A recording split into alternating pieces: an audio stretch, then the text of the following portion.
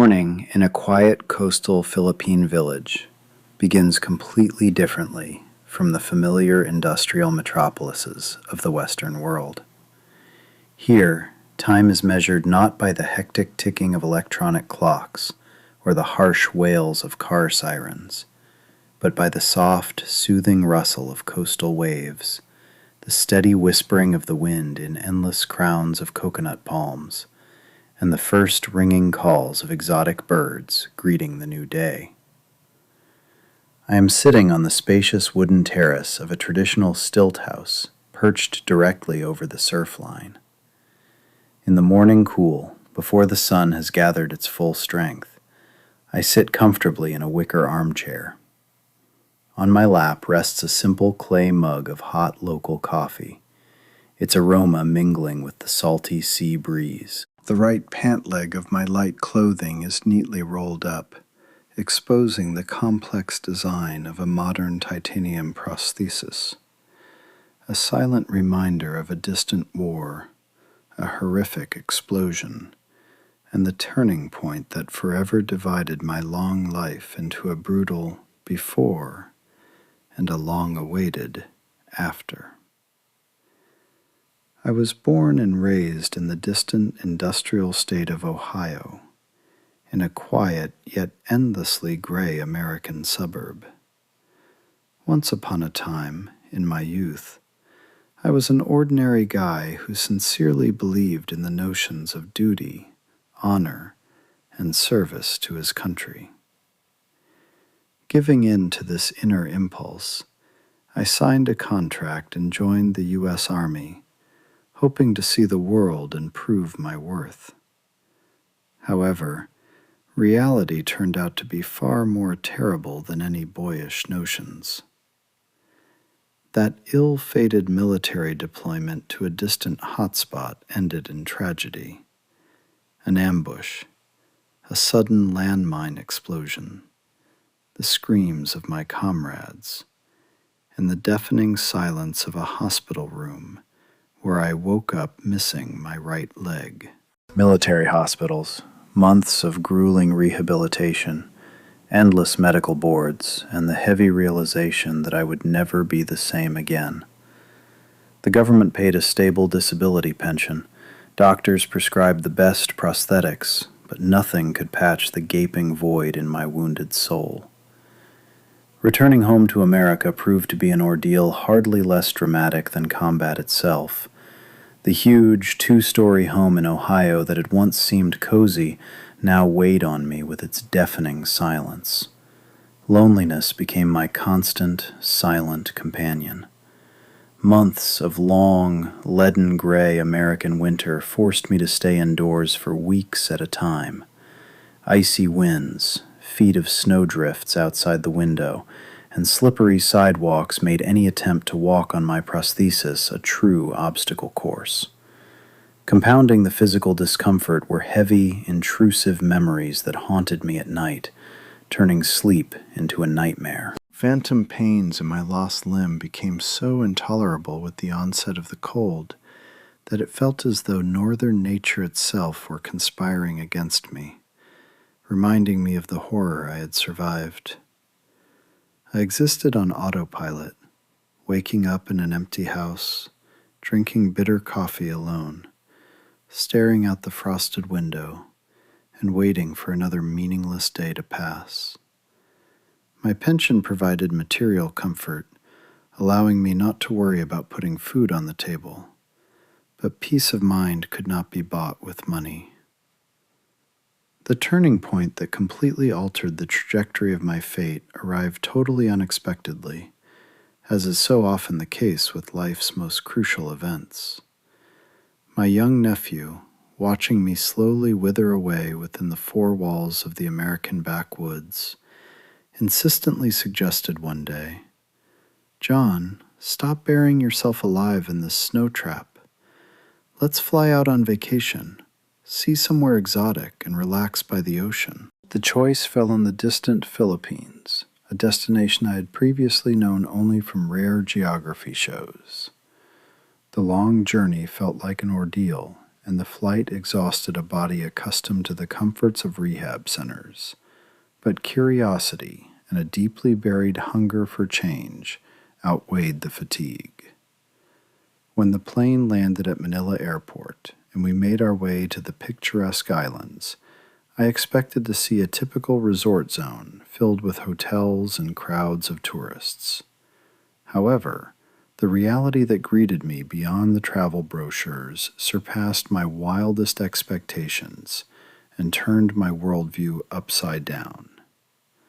From my very first days on Philippine soil, I was struck by something I had been completely deprived of in the cold and calculating Western world: absolute, genuine, and selfless human warmth.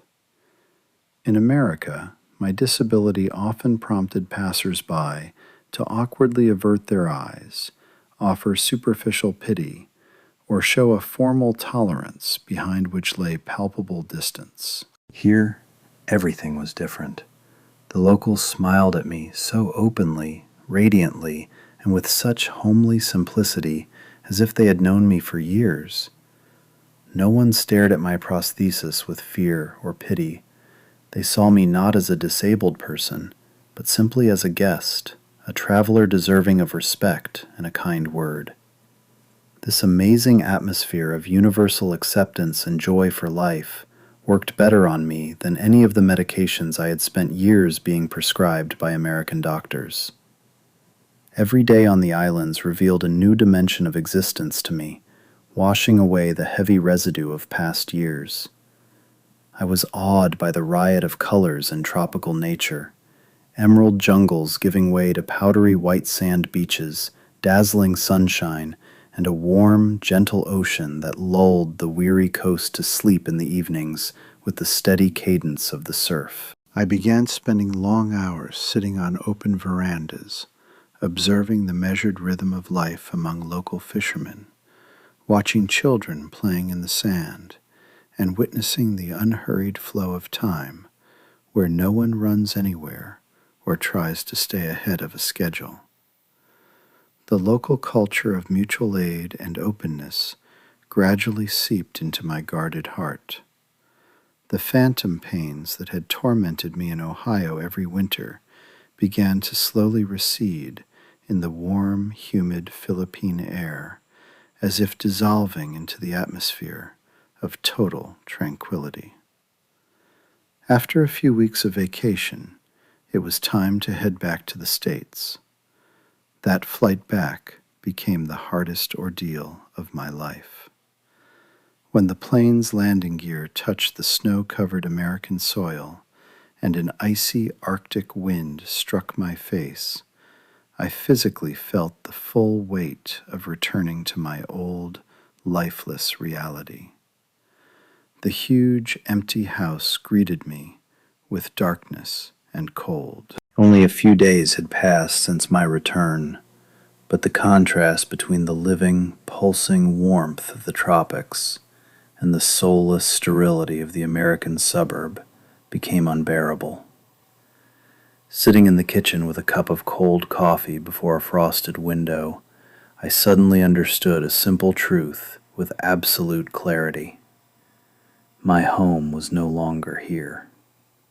My soul, my newly found peace, and my true future remained back where the palm trees sway, where the ocean kisses the sunset sky, and where every passerby is ready to gift you a genuine smile. An insurmountable feeling arose that staying in America any longer would mean utterly betraying that spark of life so tenderly ignited in me by those distant Philippine islands.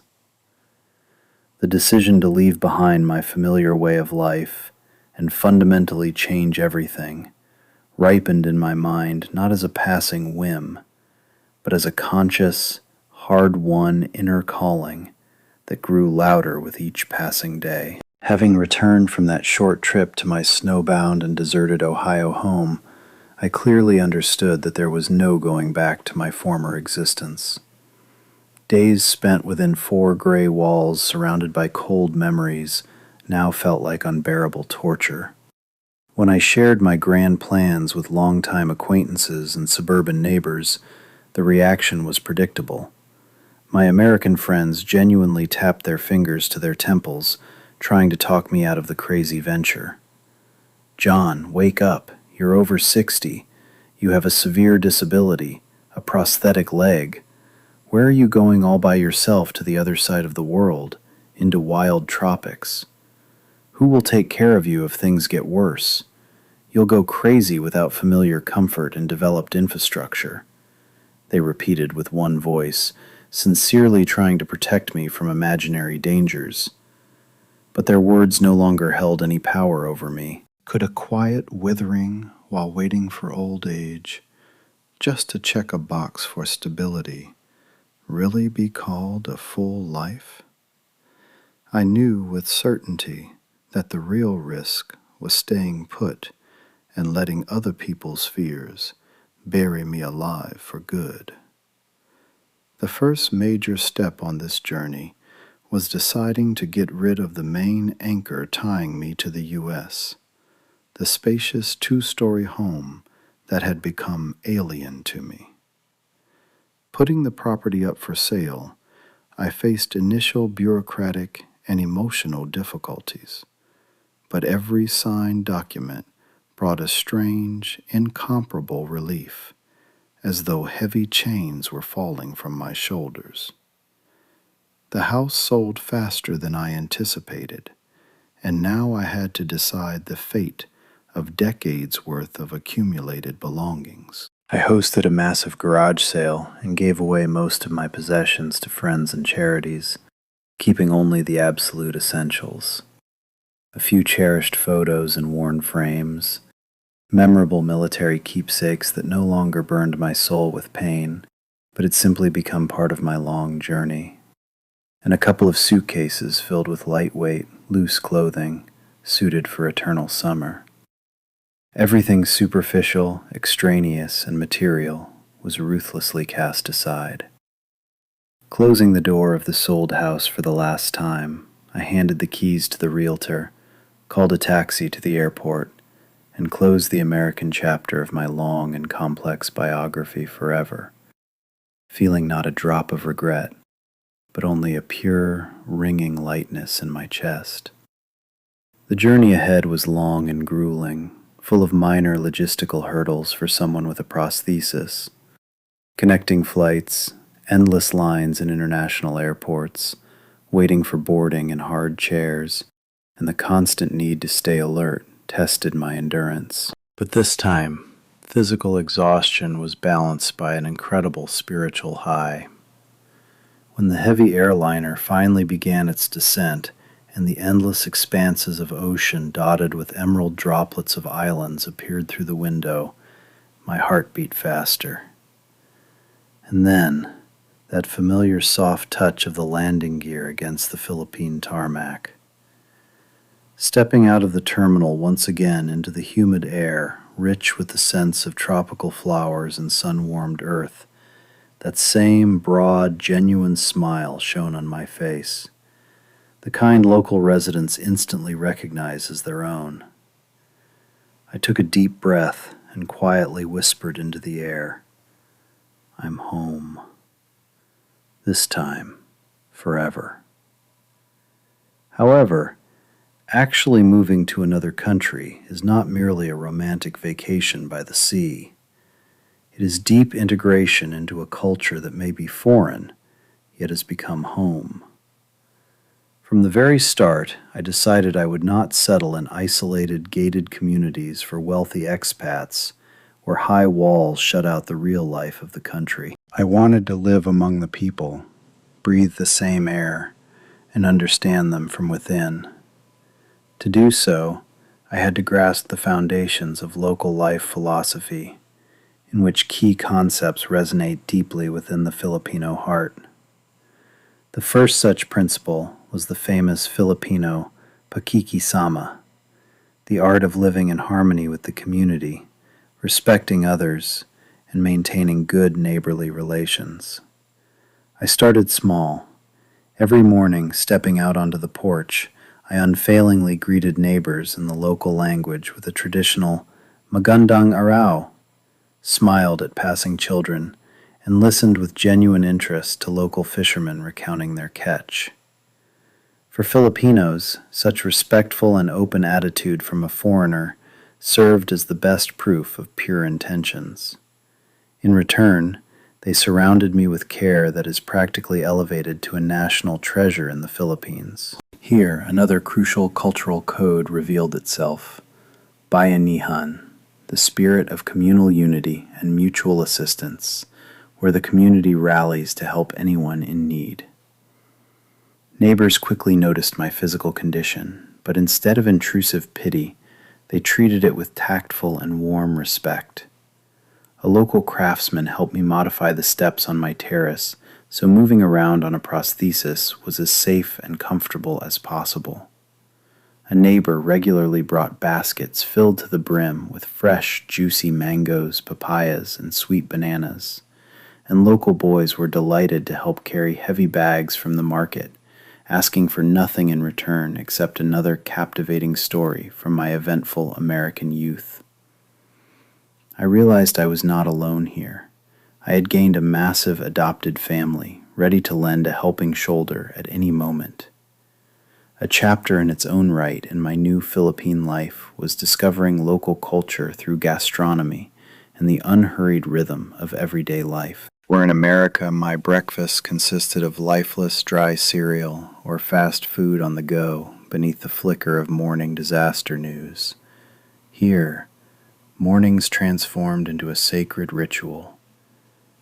I grew to love the traditional Filipino breakfast known as silog, a hearty combination of fragrant garlic rice, savory meat, and a perfectly cooked egg that provides a boost of energy for the whole day.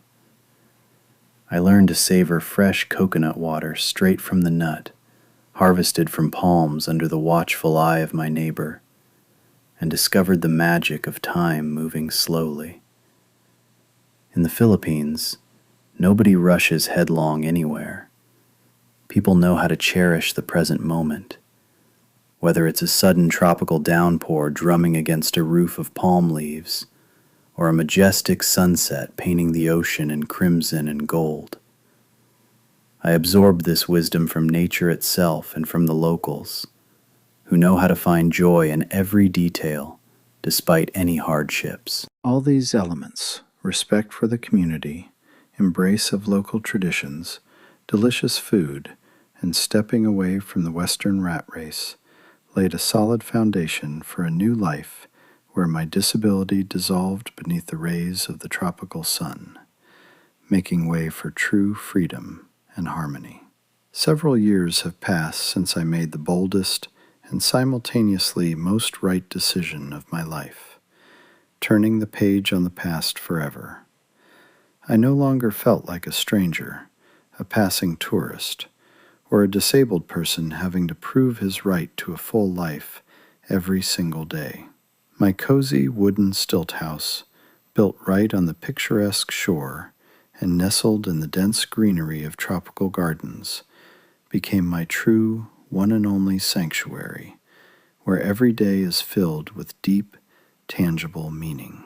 The ocean, stretching for miles before my terrace, shifts its shades daily from deep turquoise to soft gold, and that eternal, soothing surf has become the primary soundtrack to my new destiny. I no longer recall the days when my life was dictated by a harsh schedule of pills, freezing winds, and lonely waiting within the four walls of a snow-buried American suburb.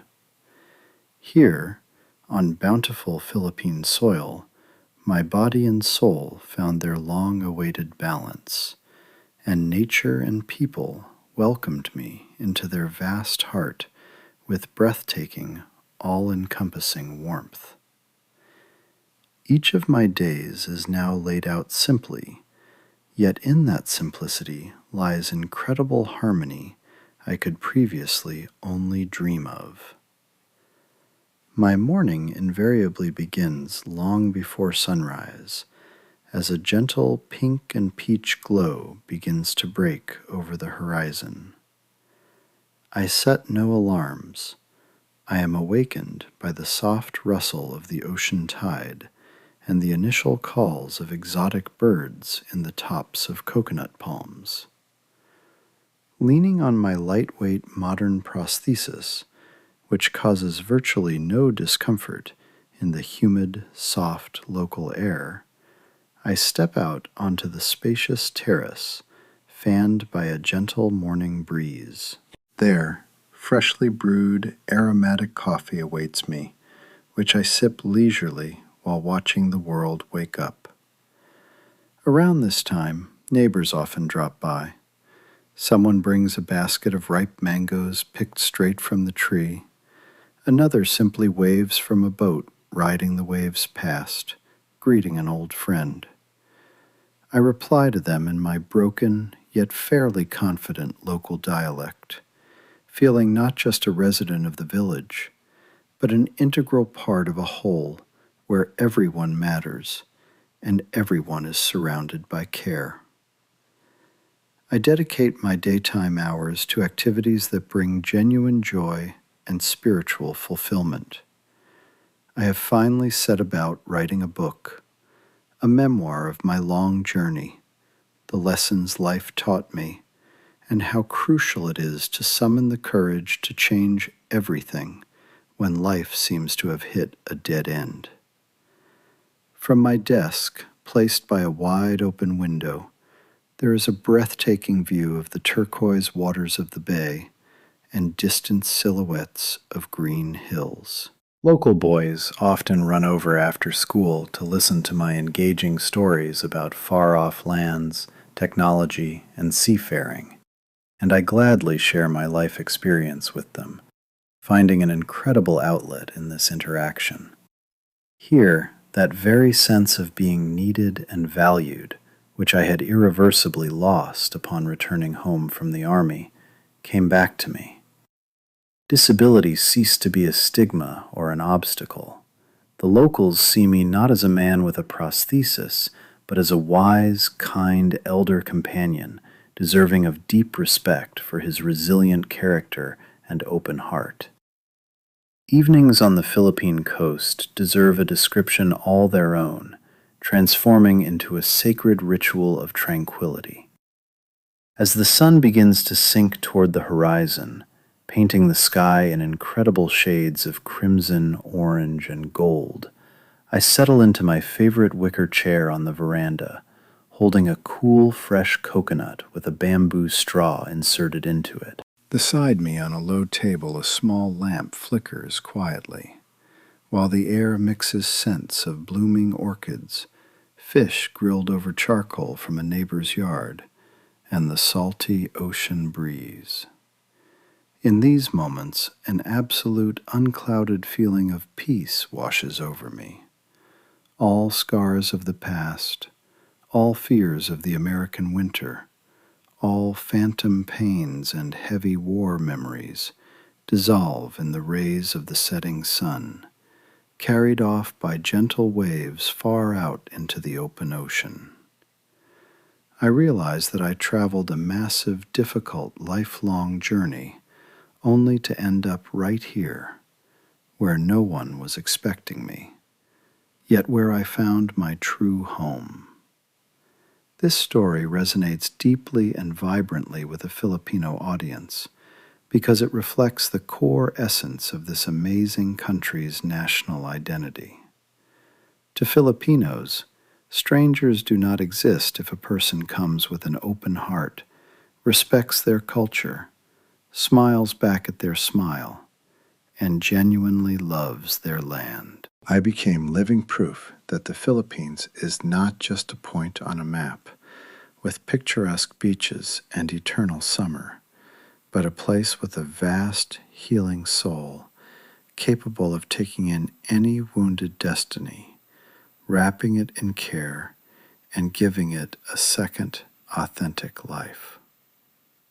My decision to burn all bridges back in distant America, sell my home, and stay on these islands forever is seen by the locals as the ultimate sign of recognition for their homeland's beauty and strength. I will never leave here again.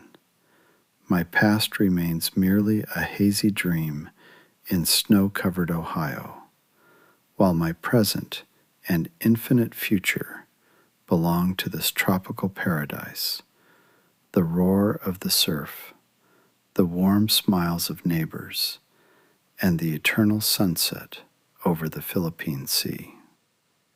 When night falls over the tropical Philippine Islands, the vibrant day gives way to a wondrous, spellbinding silence, filled only with the rhythmic chirping of cicadas, the deep breathing of the ocean, and occasional splashes of water against the wooden house's stilts. For me, this time of day has always been special, brimming with deep inner meaning and a philosophical rethinking of the entire journey behind me. Where back in those distant years spent in cold, snowbound Ohio night hours felt like a living nightmare full of distressing thoughts, insomnia, and agonizing phantom pains in my amputated leg. Here along the coast, night has become synonymous with total peace and safety. Sitting on the terrace beneath the light of a soft lampshade, I often gaze up into the ink-black sky, dusted with myriads of bright, almost three-dimensional southern stars that shine here quite differently than in northern latitudes. In these quiet hours, I clearly realize how profoundly my inner world has transformed, how old resentments, fears, and heavy war memories have dissolved, yielding to a ringing, crystalline harmony with myself and surrounding nature. Over the years, my life in this Philippine village settled completely into a deep, measured groove, becoming an integral part of the local way of life. I no longer feel like a stranger, a passing tourist, or a lonely disabled man trapped within four walls. The locals have long since become a true, close-knit family to me. Neighbors in the barangay have grown accustomed to my slow gait with the titanium prosthesis and unfailingly greet me with broad, genuine smiles, free of any pretense or pity, offering only true respect for an older friend. Every morning and evening is filled with simple yet deeply important rituals. Someone will inevitably stop by for a cup of strong local coffee. Someone will leave a fresh catch or exotic fruit on the veranda railing. And kids from neighboring streets often run over in the evenings to listen to my unhurried stories about distant lands, oceans, and ships. I generously share my life experience with them, finding in this living, spontaneous connection the very warmth of soul I had tried in vain to find over decades in the cold Western world. A special place in my daily routine is held by memories of that grand, terrifying decision I made several years ago. Selling the house in America, breaking away from a stable yet dead past, long hours of exhausting flights, and setting foot on this land for the first time. All of it now feels like the plot of someone else's book read long ago. Many of my American acquaintances back then tapped their fingers to their temples, predicting swift loneliness, depression, and inevitable demise in the wild tropics without familiar medical infrastructure and comforts. But I proved to myself and to the whole world that the true risk is precisely letting fear control your destiny and living out your remaining days waiting for the inevitable end amidst gray concrete boxes. My decision to stay in the Philippines forever turned out to be not merely a brave escape from loneliness, but a conscious choice in favor of real life, filled with vibrant colors, sunshine, the the sound of waves, and genuine human love. The local residents value this choice of mine deeply, seeing it as the ultimate confirmation that their land possesses a unique healing power capable of mending any emotional wounds and granting a person a second youth. Now I know for certain that my story is not just a personal drama with a happy ending, but a universal testament that it is never too late to change everything, burn your bridges, and start breathing deeply. My cozy stilt house has become a safe harbor where boundaries between nations, cultures, and ages dissolve, where disability turns into a mere detail of biography rather than a sentence, and where every new day meets me with rays of gentle sunshine and a warm ocean breeze.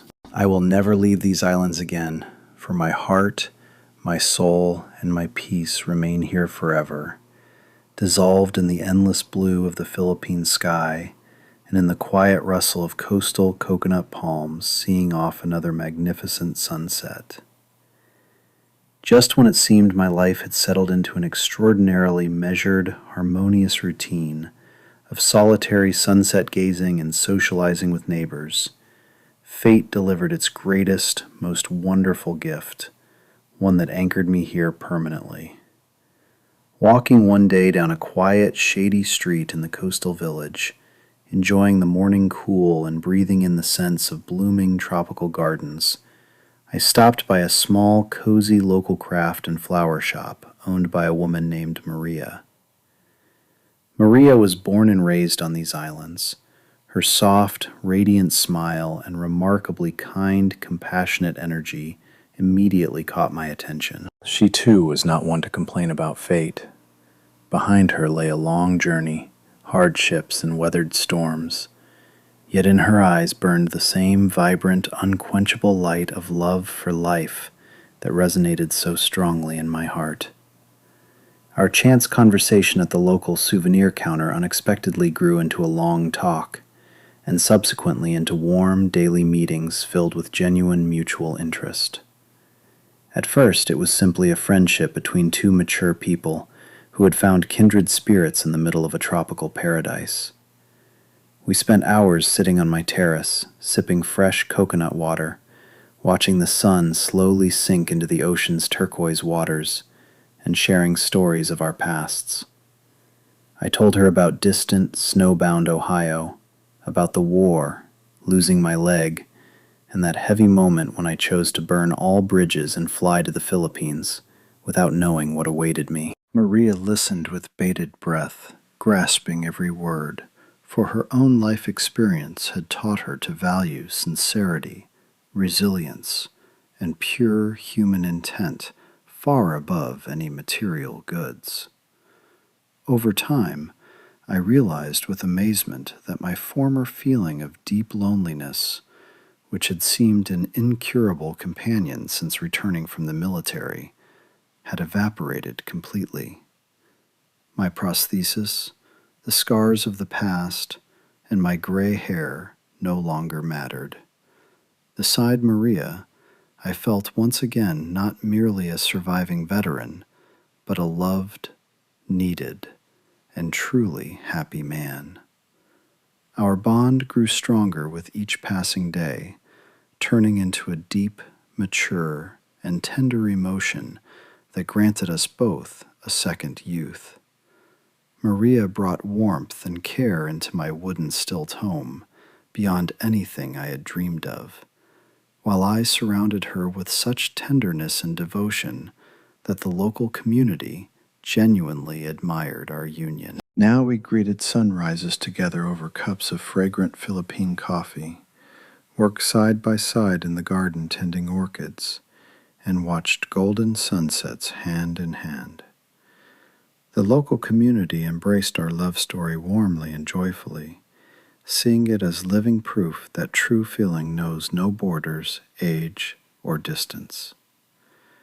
For me, this became the definitive answer to every question. My long journey through pain, doubt, and oceans had brought me not merely to beautiful scenery, or a peaceful old age, but into the arms of a woman who became my true home.